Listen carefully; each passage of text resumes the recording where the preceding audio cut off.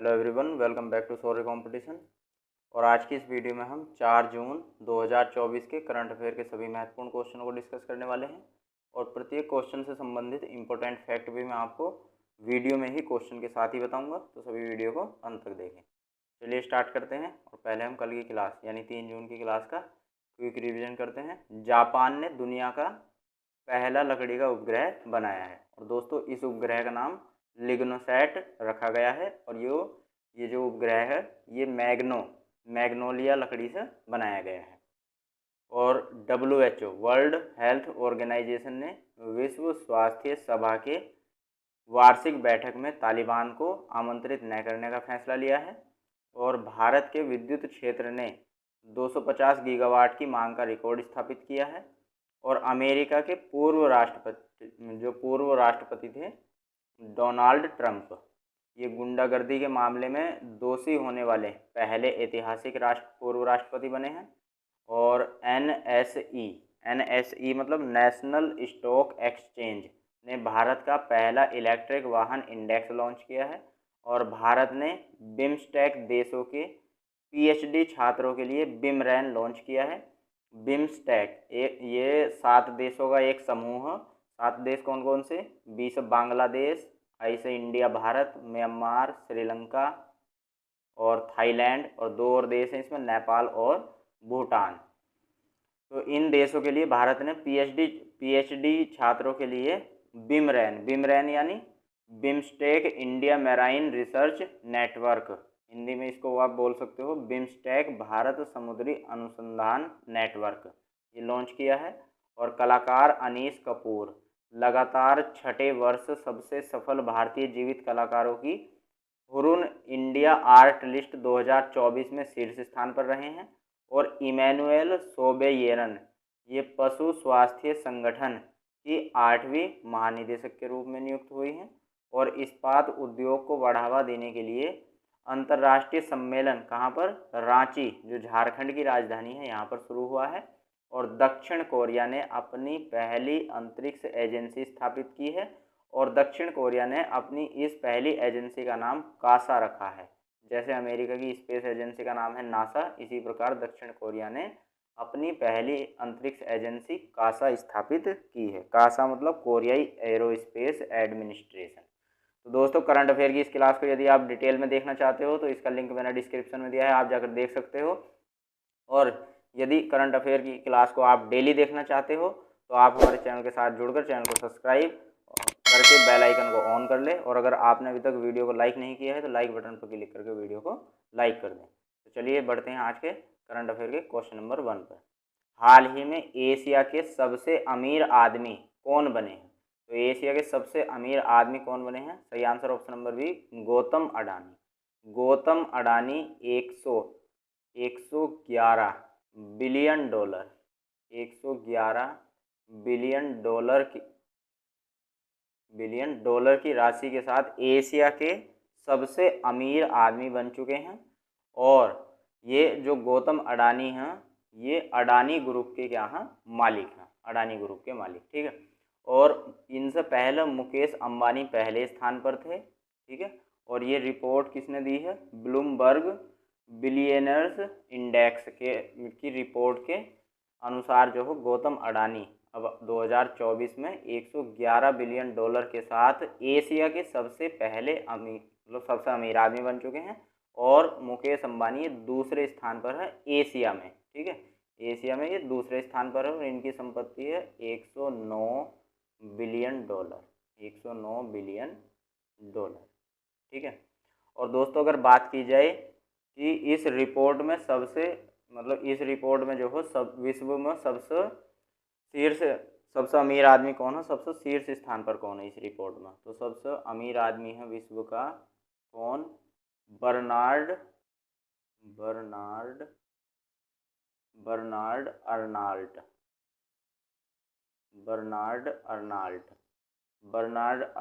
जो अर्नाल्ट हैं ये 207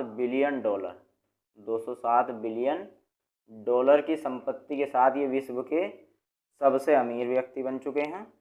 और दूसरे नंबर की अगर हम बात करूं तो दूसरे नंबर पर जो टेस्ला और स्पेस एक्स, टेस्ला और स्पेस एक्स के मालिक हैं एलन मस्क।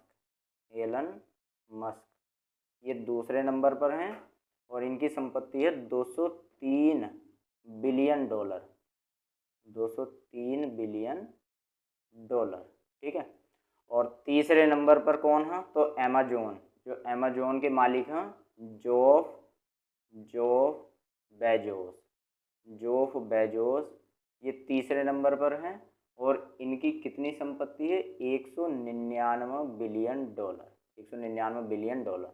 और दोस्तों इस रिपोर्ट में 10वें नंबर पर कौन है, 10वें नंबर पर हैं लैरी, 10वें नंबर पर हैं लैरी एलिसन। लैरी एलिसन ये 10वें नंबर पर हैं और इनकी संपत्ति है 132 बिलियन डॉलर, ठीक है। और जो गौतम अडानी है इनका विश्व में 11वां स्थान है, ये 11वीं रैंक पर हैं 111 बिलियन डॉलर के साथ। और मुकेश अंबानी 12वीं रैंक पर हैं, ठीक है। और जो ये झोंग सांसान हैं ये 13वीं रैंक पर हैं, ठीक है। और सावित्री जिंदल जो हैं ये 14वीं रैंक पर है, ठीक है। ये भी आप याद रख सकते हो। नेक्स्ट बढ़ते हैं नेक्स्ट क्वेश्चन पर। हाल ही में किसने ताइवान एथलेटिक्स ओपन में महिलाओं की लंबी कूद में स्वर्ण पदक जीता है, तो ताइवान एथलेटिक ओपन में महिलाओं की लंबी कूद में किसने, नयना जेम्स। नयना जेम्स जो केरल की रहने वाली हैं, इन्होंने लंबी कूद में कितनी 6.43 मीटर 6.43 मीटर की सर्वश्रेष्ठ छलांग लगाई है और 6.43 मीटर की सर्वश्रेष्ठ छलांग के साथ इन्होंने स्वर्ण पदक जीत लिया है, ठीक है। और दोस्तों 2017 में इन्होंने, नयना जेम्स ने 2017 में एशियाई एथलेटिक चैंपियनशिप में कांस्य पदक जीता है। इससे पहले कांस्य पदक कौन सी प्रतियोगिता में, एशियाई एथलेटिक चैंपियनशिप में, और लंबी कूद में ही, ठीक है। और जो सुमिरे हाटा है, सुमिरे हाटा जो है ये जापान की रहने वाली है। कहाँ की है, जापान की रहने वाली है। और इन्होंने इसी ताइवान एथलेटिक ओपन में रजत पदक जीता है। और जो ये यू जियोंगमी है ये दक्षिण कोरिया की रहने वाली हैं, दक्षिण कोरिया की रहने वाली हैं। और इन्होंने कांस्य पदक जीता है। कौन सा पदक, कांस्य पदक। नेक्स्ट देखते हैं मरियप्पन थंगावेलु, इन्होंने विश्व पैरा एथलेटिक चैंपियनशिप में स्वर्ण पदक जीता है। और दीपा कर्माकर ने हाल ही में अभी जिम्नास्टिक में एशियाई चैंपियनशिप में देश का पहला स्वर्ण पदक जीतकर इतिहास रच दिया है। और प्रीति स्मिता भोई ने IWF वर्ल्ड यूथ चैंपियनशिप में स्वर्ण पदक जीतकर नया रिकॉर्ड बनाया है। और एकता भयान ने विश्व पैरा एथलेटिक चैंपियनशिप में स्वर्ण पदक जीता है। और city para swimming world series में विनीत रॉय ने कांस्य पदक जीता है। और दीप्ति जीवन जी ने पैरा चैंपियनशिप में 400 मीटर में T20 वर्ग में स्वर्ण पदक जीता है। और फेडरेशन कप 2024 में नीरज चोपड़ा ने स्वर्ण पदक जीता है। और दोहा डायमंड लीग में नीरज चोपड़ा ने रजत पदक जीता है। नेक्स्ट क्वेश्चन, हाल ही में गंगा नदी के किनारे पर प्लास्टिक मुक्त नदी अभियान कब से शुरू होगा, तो गंगा नदी के किनारे पर प्लास्टिक मुक्त नदी अभियान ये 5 जून से शुरू होगा, ठीक है। 5 जून मतलब कल से शुरू होने वाला है, ठीक है। और इस अभियान का जो नाम रखा गया है, इस अभियान का नाम रखा गया है प्लास्टिक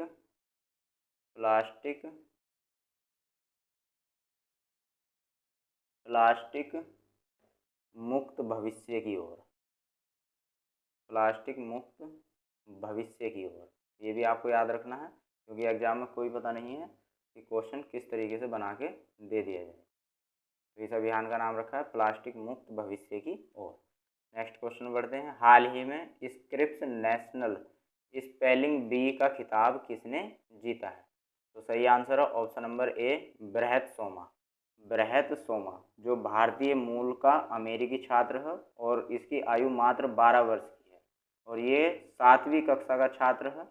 और इसी ने जो हो यानी बृहत सोमा ने जो हो ये जो खिताब है ये जीता और इस खिताब में इसे जो हो $50,000 से भी अधिक रुपए की जो हो क्या राशि प्राप्त हुई है, ठीक है।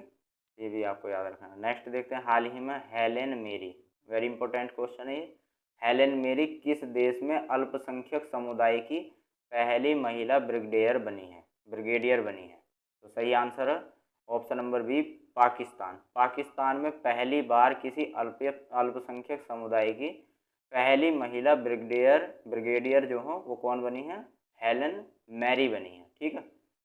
और पाकिस्तान की बात करी जाए तो पाकिस्तान की राजधानी है इस्लामाबाद और पीएम है पाकिस्तान के शहबाज शरीफ। राष्ट्रपति कौन है पाकिस्तान के? आसिफ अली जरदारी। और ये हेलेन मैरी रॉबर्ट्स जो हैं, ये इनका पूरा नाम है हेलेन मैरी रॉबर्ट्स, और ये ईसाई समुदाय से बिलोंग करती हैं, ईसाई समुदाय से। ठीक है, ईसाई समुदाय की हैं ये। और पाकिस्तान की अगर कुल जनसंख्या की बात करूं तो पाकिस्तान की कुल जनसंख्या कितनी है? पाकिस्तान की कुल जनसंख्या है 24.48 करोड़, अभी 2024 की रिपोर्ट के अनुसार 24.48 करोड़। और जिसमें बहुसंख्यक कौन है? बहुसंख्यक है मुस्लिम। ठीक है, और बहुसंख्यक है मुस्लिम और इनकी संख्या 96.47% है। ठीक है, ये कौन है? मुस्लिम। ठीक। और अगर अल्पसंख्यकों की बात करूं, अल्पसंख्यकों की, तो अल्पसंख्यकों में जो हिंदू हैं पाकिस्तान में 2.14%। ठीक है। और जो ईसाई हैं, ईसाई समुदाय जो हो पाकिस्तान में वो कितना है? 1.27%। और जो अहमदी मुस्लिम हैं, अहमदी मुस्लिम, इनकी संख्या 0.09% है पाकिस्तान में। और बाकी अन्य जो सिख वगैरह हैं उनकी जो संख्या है, बाकी जितने भी कास्ट हैं यहाँ पर, वो 0.02% में आते हैं। ठीक है। नेक्स्ट क्वेश्चन, हाल ही में किसे दीनदयाल बंदरगाह प्राधिकरण के अध्यक्ष के रूप में नियुक्त किया गया है? तो सही आंसर ऑप्शन नंबर है सुशील कुमार। सुशील कुमार को दीनदयाल बंदरगाह प्राधिकरण के अध्यक्ष के रूप में नियुक्त किया गया है। और दोस्तों जो ये सुशील कुमार हैं, ये 1993 बैच के, कब के?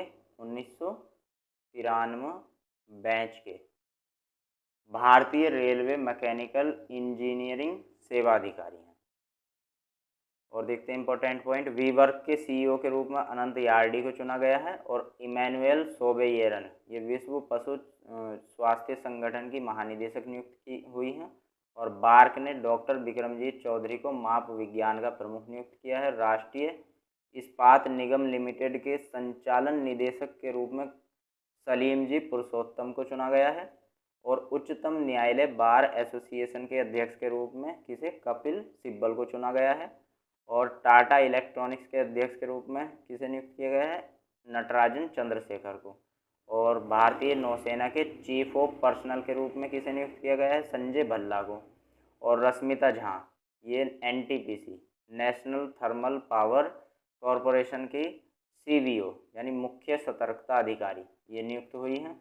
और भारत सरकार ने रमेश बाबू वी को सीईआरसी सदस्य के रूप में नियुक्त किया है।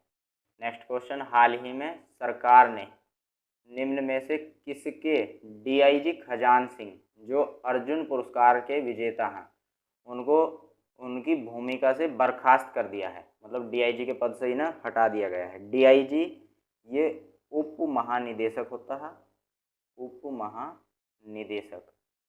ठीक है, तो आप ये बोल सकते हो किसके महानिदेशक को उसकी भूमिका से जो हो, उसके पद से जो हो हटा दिया गया है, बर्खास्त कर दिया गया है। तो सही आंसर है option number C, CRPF central reserve police force, केंद्रीय रिजर्व पुलिस बल के जो डीआईजी उप महानिदेशक हैं, कौन? खजान सिंह, इनकी भूमिका यानी इनके पद से जो हो बर्खास्त कर दिया गया है, हटा दिया गया है। और क्यों हटा दिया गया है? क्योंकि इन पर आरोप था कि इन्होंने जो हो महिलाओं का यौन दुराचार किया है। और मतलब जो इन पर आरोप था इसकी जांच की गई थी और इस जांच में जो है ये दोषी भी पाए गए हैं। ठीक है, तो 31 मई को इन्हें इनके पद से जो हो हटा दिया गया है। और दोस्तों सीआरपीएफ की बात करूं तो सीआरपीएफ की स्थापना हुई थी 27 जुलाई 1939, जब देश हमारा आज़ाद नहीं हुआ था उससे पहले ही सीआरपीएफ की स्थापना जो हो किसके नाम से, क्राउन रिप्रेजेंटेटिव पुलिस के नाम से हुई थी। क्राउन रिप्रेजेंटेटिव पुलिस के नाम से 27 जुलाई 1939 को। उसके बाद में जब देश आज़ाद हो गया था तब 28 दिसंबर 1949 को इसका नाम जो हो सीआरपीएफ रख दिया गया था, केंद्रीय रिजर्व पुलिस बल। ठीक है। और सीआरपीएफ का अगर पूछा जाए हेडक्वार्टर कहाँ पर, मुख्यालय कहाँ पर है, तो सीआरपीएफ का हेडक्वार्टर है नई दिल्ली में, नई दिल्ली में। ठीक है। और ये तो डीआईजी थे, मतलब उप महानिदेशक थे। और अगर हम डीजी की बात करूं कि यहाँ के मतलब सीआरपीएफ के वर्तमान डीजी यानी महानिदेशक कौन हो, वर्तमान महानिदेशक कौन हो, तो वर्तमान महानिदेशक हैं अनीश दयाल सिंह। अनीश दयाल सिंह कौन हो, ये वर्तमान महानिदेशक हैं। नेक्स्ट क्वेश्चन में बढ़ते हैं। हाल ही में भारत को 2023-24 में किस देश से सबसे ज़्यादा एफडीआई मतलब फॉरेन डायरेक्ट इन्वेस्टमेंट प्राप्त हुआ? तो 2023-24 में भारत को किस देश से सबसे ज़्यादा फॉरेन डायरेक्ट इन्वेस्टमेंट प्राप्त हुआ? सही आंसर है ऑप्शन नंबर बी, सिंगापुर से सबसे ज़्यादा। कितना? 11.77 बिलियन डॉलर का एफडीआई फॉरेन डायरेक्ट इन्वेस्टमेंट प्राप्त हुआ भारत को, किससे? सिंगापुर से। और ये सबसे ज़्यादा है। और अगर बात करी जाए वो सिंगापुर की, तो सिंगापुर के जो राजधानी है सिंगापुर शहर है, राष्ट्रपति कौन है? थरमन शनमुगरत्नम। और पीएम कौन है? Lawrence Bong. ठीक है। और दोस्तों 2023-24 में भारत को कुल जो एफडीआई प्राप्त हुआ है वो कितना हुआ है? 44.43 बिलियन डॉलर। ठीक है। तो ये भी आपको याद रखना है। नेक्स्ट क्वेश्चन में बढ़ते हैं। हाल ही में मास कम्युनिकेशन इंटर्नशिप प्रोग्राम किस मंत्रालय ने शुरू किया है? सही आंसर ऑप्शन नंबर बी, जल शक्ति मंत्रालय ने हाल ही में मास कम्युनिकेशन इंटर्नशिप प्रोग्राम ये शुरू किया है। तो इसका कौन सा? ऑप्शन नंबर बी सही आंसर हो जाएगा। तो दोस्तों थैंक्स फॉर वॉचिंग। और वीडियो में हमारे द्वारा दी गई जानकारी आपको कैसी लगी हमें कमेंट बॉक्स में ज़रूर बताएं। और करंट अफेयर की इस क्लास को डेली देखने के लिए वीडियो को लाइक और चैनल को सब्सक्राइब करना ना भूलें। धन्यवाद।